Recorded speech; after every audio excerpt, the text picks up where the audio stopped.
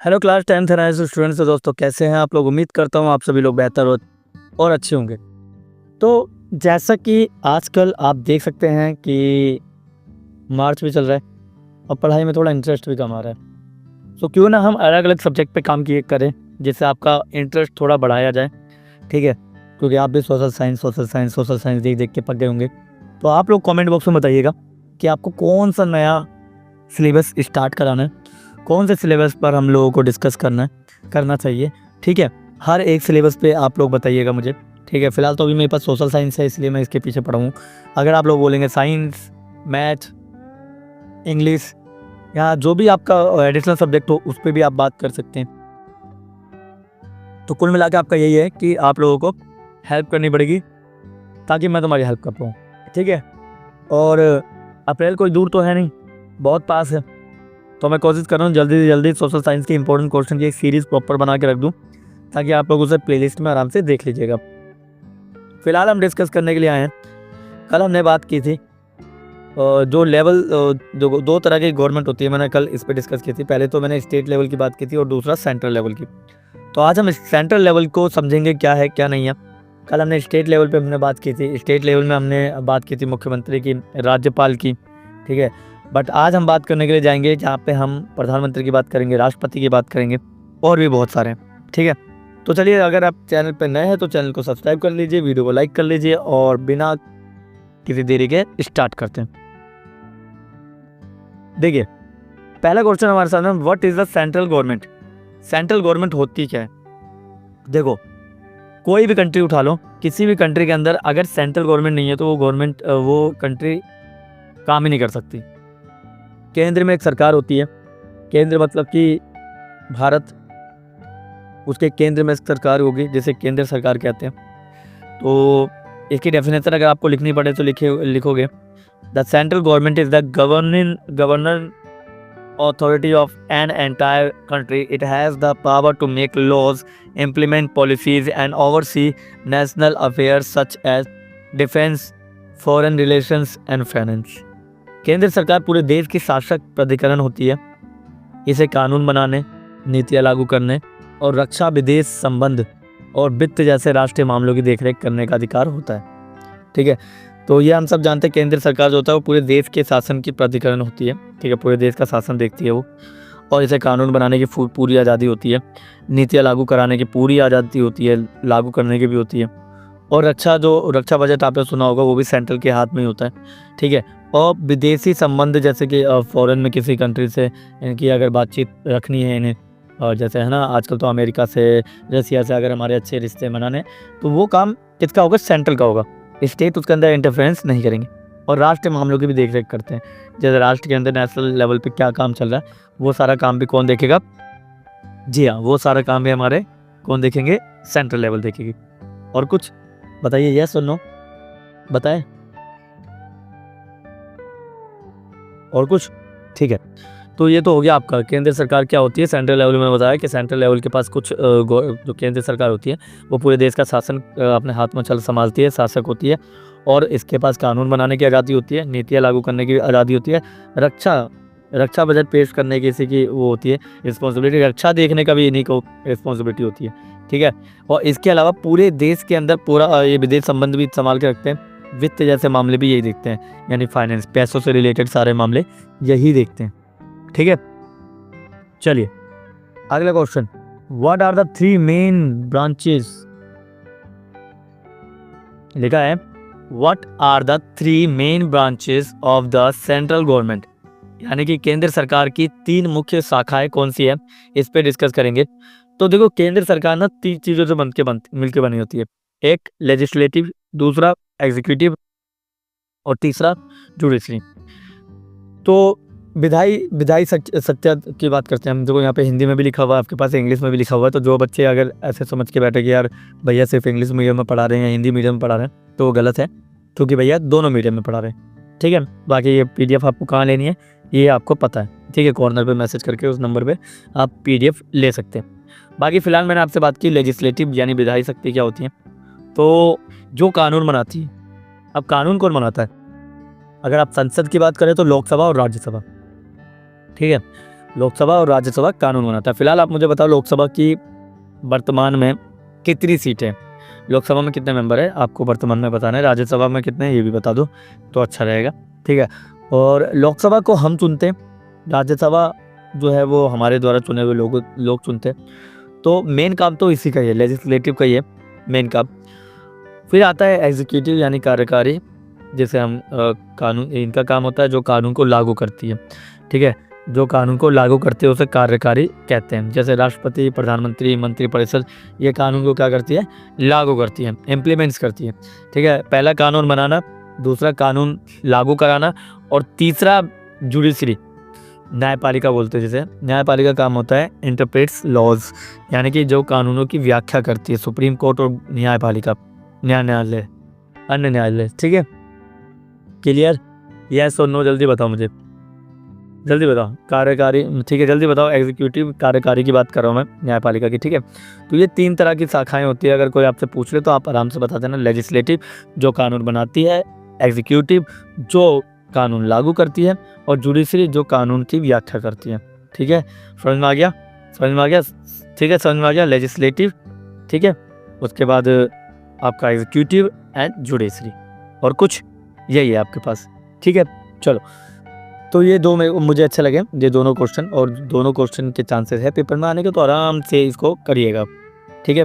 दोनों के चांसेस है। मैं फिर से कह रहा हूँ कि जो पेपर है ना वो किस तरीके से आ जाए आपको भी नहीं मालूम, क्योंकि पेपर कभी घुमा के पूछ लिया जाता है, कभी डायरेक्टली पूछा जाता है, ठीक है। क्योंकि देखो एनआईएस की प्लस पॉइंट है, एनआईएस का ये है कि जो तुम सोच के जाओगे ना, एक्सपेक्टेशन होगी आपको, वही चीज़ वो नहीं पूछेगा। ये तो एक कहानी मैंने सुनी है कि भैया ये है एनआईएस का, ज़्यादातर चीज़ें हो जाती, घूम जाती है। तो अगर आप बहुत ज़्यादा पढ़ रहे हो, फिर से कह रहा हूँ बहुत ज़्यादा पढ़ रहे हो, तो ही आपसे उम्मीद कर सकता हूँ मैं एक अच्छे स्कोर की। बाकी पास होने के लिए आए तो फिर तो दिक्कत ही नहीं है आप लोगों को।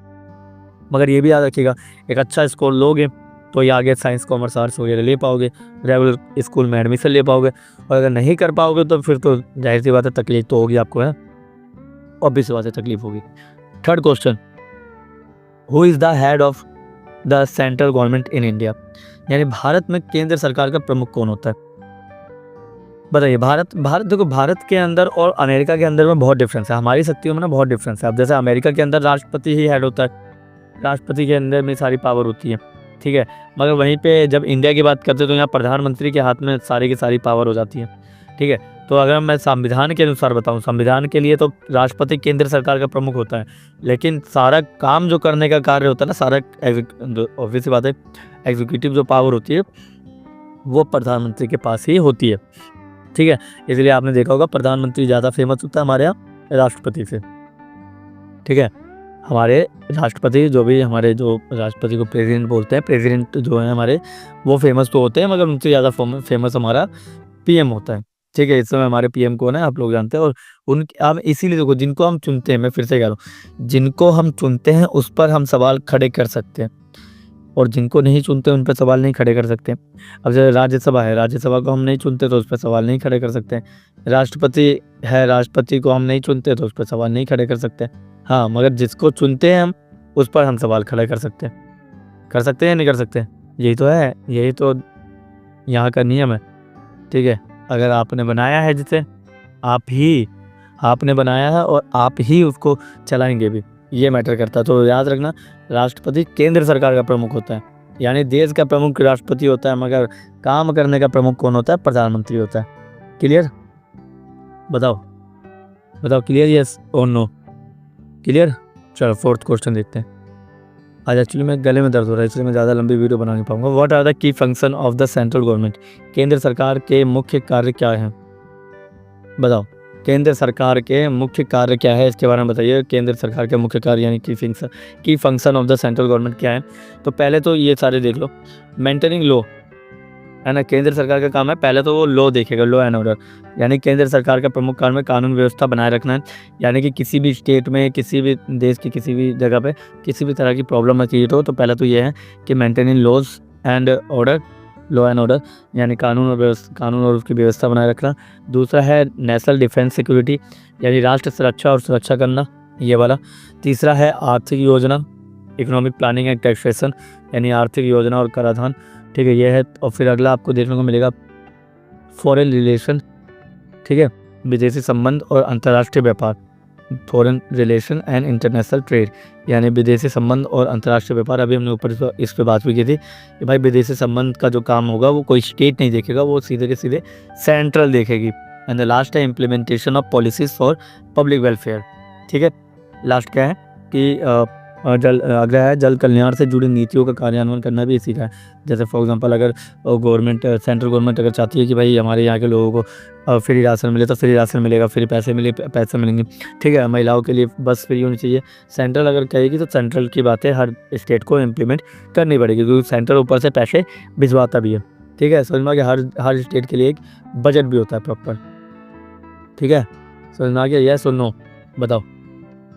मैं फिर से कह रहा हूँ, देखो यार इंटरेस्टेड होना वो आपका काम है, आप किसी चीज़ को कैसे लेते हैं ये आप पर निर्भर करता है, ठीक है। अगर आप अभी से सीरियस होकर अपनी क्लास के आगे के बारे में सोचेंगे, ठीक है, तो आपका अप्रैल में एग्ज़ाम बहुत अच्छा जाने वाला है। और अगर आप अभी से इसको लीनियंसी बरतने लगेंगे कि ठीक है यार हो जाएगा, क्या रह गया, एग्ज़ाम टाइम में देख लेंगे, ठीक है, अभी तो बहुत टाइम है, तो बहुत टाइम किसी के पास नहीं होता। बस फोकस करने की बात होती है कि हम कब फोकस करेंगे। कुछ लोग आज फोकस करेंगे तो बेहतर रिजल्ट पा लेंगे, कुछ लोग एग्ज़ाम टाइम के पास लेंगे तो उनके पास होने के और ना होने के चांसेस बराबर ही रहते हैं, ठीक है। तो आपको अभी से तैयारी करना शुरू कर देनी चाहिए। जब आपके पास इतने अच्छे टीचर है जो आपकी हेल्प करने के लिए हमेशा तत्पर रहते हैं, तो आपको तो जाहिर सी बात है ना, आपको तो पीछे हटने की ज़रूरत ही नहीं है उस चीज़ पे, है ना। चलो, तो fifth and the last question is how is the central government different from the state government, यानी कि कहना जा रहा है कि केंद्र सरकार और राज्य सरकार में क्या अंतर है, बता दोगे। ये बहुत इंपॉर्टेंट है। देखो हर बार अगर मैंने देखा ना, ज़्यादातर क्वेश्चन में केंद्र सरकार और राज्य सरकार के बारे में डिफरेंस पूछ ही लिया जाता है। तो केंद्र सरकार और राज्य सरकार के बारे में यही बोल सकते हो कि आप जिस भी राज्य में रह रहे हो वहाँ की सरकार देख लो, और बाकी यहाँ पे सेंट्रल में देख लो कि कौन सी गवर्नमेंट काम कर रही है। तो लिखा है the central government governs the entire country whereas the state government administers individual states. The central government deals with national issues like defence, foreign policy and national economy, while the state government handles local matters such as education, police and health service। और अब ये हिंदी में पढ़ूँ तो केंद्र सरकार पूरे देश का प्रशासन करती है, ये हम सब जानते हैं। मैंने कहा ना, केंद्र सरकार पूरे देश का प्रशासन करती है, जबकि राज्य सरकार सिर्फ और सिर्फ अपने राज्य का ही संचालन करती है, ठीक है। अब जैसे फॉर एग्जाम्पल हरियाणा गवर्नमेंट अगर कोई पॉलिसी लेकर आते तो सिर्फ वो हरियाणा गवर्नमेंट के लिए ही पॉलिसी लेकर आएंगी, ठीक है। समझ में आ रहा है मैं क्या कह रहा हूँ। अगर हरियाणा गवर्नमेंट लेकर आ रही है तो वो हरियाणा गवर्नमेंट सिर्फ अपने लिए लेकर आ रही है, सबके लिए लेकर नहीं आ रही, ठीक है। दूसरा है केंद्र सरकार रक्षा, विदेशी नीति और राष्ट्रीय अर्थव्यवस्था जैसे मामलों को संभालती है। ये भी मैंने अभी आपसे बात की थी, मैंने कहा था केंद्र सरकार का काम होता है बाहर रक्षा देखना, ठीक है, बॉर्डर सिक्योरिटी का काम उन्हीं का होता है। विदेश नीतियाँ उन्हीं के हाथ में होती है, यानी फॉरेन पॉलिसी उन्हीं के पास होती है। तीसरा, अपना नेशनल लेवल पर जो इकोनॉमी है उस पर भी पूरी तरह से ऐसे मामलों को भी वो संभाल कर ही रखती है, ठीक है। जबकि राज्य सरकार का काम होता है शिक्षा को देखना, पुलिस को देखना, स्वास्थ्य सेवाओं को देखना, ये सब कुछ। मगर राज्य सरकार में भी कुछ स्पेशल होता है, जैसे यूनियन टेरिटरी हो गया, है ना। यूनियन टेरिटरी में जो ज़्यादातर मामले जो होते हैं ना वो गवर्नमेंट के पास होते हैं। जैसे फॉर एग्जांपल पुलिस जो है यूनियन टेरिटरी की इंडिया मतलब वो सेंट्रल गवर्नमेंट के पास ही होती है। जैसे फॉर एग्जांपल दिल्ली हो गया, दिल्ली जो है वो एक यूनियन टेरिटरी है, तो यूनियन टेरिटरी है दिल्ली, इसीलिए क्या है यहाँ का जो पुलिस का मामला है ना वो सेंट्रल गवर्नमेंट देखती है। अमित शाह देखेंगे, ठीक है, और मोदी जी की गवर्नमेंट जो है ना वो सब कुछ ये सारे मामले देखेगी, और कोई इसको नहीं देख सकता, ठीक है। समझ में आ गया, बताओ यस और नो। ये कुछ इंपॉर्टेंट क्वेश्चन थे और इसे करके जाइएगा। मैं फिर से कह रहा हूँ कि देखो भाई पेपर बहुत ईजी आ जाएगा। अगर आप पढ़ रहे हो, अभी से तैयारी कर रहे हो, अभी से फोकस कर रहे हो तो पेपर टफ हो ही नहीं सकता। बट क्या होता है कुछ लोग अभी से तैयारी नहीं कर रहे, वो सोच रहे हैं यार ठीक है ना हो जाएगा, तो ऐसे मत बनो भाई। ऐसे बनोगे तो पेपर में जाहिर सी बात है जो आता होगा वो भी चीज़ें सारी ख़राब कर दोगे, ठीक है। समझ में आ गया, बताओ यस। और फिर से कह रहा हूँ, देखो अगर अभी आप लोगों को कोई भी सब्जेक्ट कराना है तो करवा सकते हो, क्योंकि अभी आपके पास चांसेस है, ठीक है। अभी आपके पास चांसेस है, इसलिए कह रहा हूँ अभी आपको करवाने हैं तो करवा लो, नहीं तो फिर बाद में क्या होगा, बाद में दिक्कत यही होगी कि बाद में दिक्कत होगी भाई, क्योंकि बाद में फिर मैं उन सब्जेक्ट को पकड़ूंगा जो सब्जेक्ट पास में होंगे और जिनका एग्ज़ाम सर पे होगा, ठीक है। तो अभी अपने एडिशनल सब्जेक्ट पे फोकस करवाना है तो आराम से करवाइए, और किसी भी तरह का कोई भी डाउट हो तो कमेंट बॉक्स में पूछ लीजिएगा। है ना। बेल आइकन दबाना बिल्कुल ना भूलें। नए हो तो चैनल को सब्सक्राइब कर लीजिएगा। और इसके अलावा यहाँ कॉर्नर पे जो नंबर दिया हुआ है इस पर मैसेज करके ना आप ग्रुप में ज्वाइन हो जाइए। तो ग्रुप में क्या होता है, ग्रुप में आपके बहुत सारे PDF पड़े हुए हैं, ठीक है, जो आप लोगों के एग्ज़ाम में काम आएंगे। PDF ये जो भी हो रहा है ये सब ग्रुप में भेजी जाएगी, ठीक है। समझ में आ गया। चलिए तो आज के लिए इतना ही, मिलता है किसी और वीडियो में, तब तक के लिए थैंक यू और धन्यवाद।